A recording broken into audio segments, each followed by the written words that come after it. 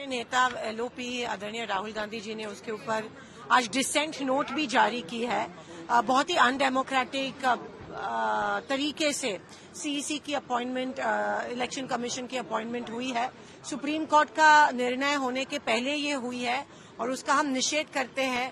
एक तरफ डेमोक्रेसी को बिल्कुल नजरअंदाज करते हुए हमारा देश शायद हिटलरशाही की तरफ जा रहा है और मतलब ईवीएम हो गया, अभी इलेक्शन कमीशन पे भी डाउट था और वो अभी प्रूव हो गया। देखिए, जिस तरह से चुनाव आयोग की नीति की गई है, बार बार लगातार हम जब से इलेक्शन हो गया है चुनाव आयोग के ऊपर और उसके प्रोसेस के ऊपर क्वेश्चन कर रहे हैं। हम ये कह रहे हैं कि जिस तरह से वोट बढ़ाए जाते हैं ये, और साथ ही में जब चुनाव आयोग के जो प्रक्रिया में जो है विरोधी पक्ष नेता का मत जाना जाता है, जिसमें जो बनाए या जो पोस्ट दी जाती है उसके साथ विचार विनिमय किया जाता है, लेकिन दुर्भाग्यवश आदरणीय हमारे लोकसभा के विरोधी पक्ष नेता राहुल गांधी जी के साथ कुछ भी विचार विनिमय नहीं हुआ है, उनसे बातचीत नहीं होती हुई अपॉइंटमेंट हुई है।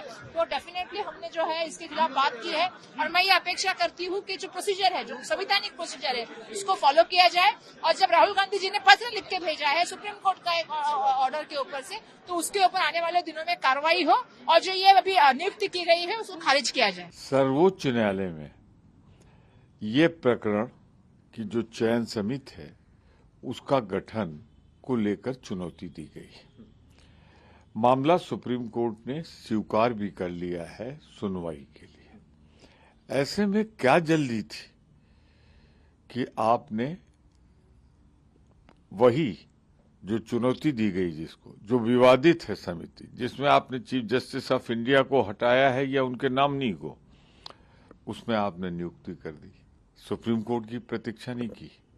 ये सुप्रीम कोर्ट की मूल जो भावना है लोकतंत्र की, संविधान की, उसकी अवमानना है। तब वो उनका हक है, उन्हें उनका हक है।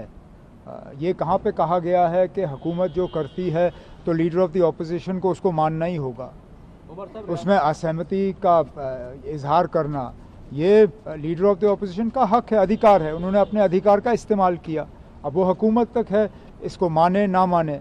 जहाँ तक सुप्रीम कोर्ट में इसमें सुनवाई की बात है, वो चल रही है सुनवाई खत्म हो, अदालत का फैसला आ जाए। उमर साहब, आपकी क्या राय है राहुल गांधी ना? मेरी राय से क्या लेना देना ना। मैं एक प्रदेश से ताल्लुक रखता हूँ, ये मरकज के लेवल का है। देखिए, जो एक प्रोसीजर तय किया हुआ है उस प्रोसीजर के हिसाब से ही वो सब किया गया है, जिसके अंदर प्रधानमंत्री जी थे, हमारे लॉ मिनिस्टर थे और सब नेता प्रतिपक्ष राहुल गांधी थे। तीनों की मीटिंग के अंदर तय हुआ है और जो मीटिंग का जो तय हुआ रिजल्ट है उसको बाहर बताया गया। उसी नाते से नए सीईसी आखिर पहले रिटायर हुए हैं सीईसी, तो नया कोई ना कोई बनना ही है।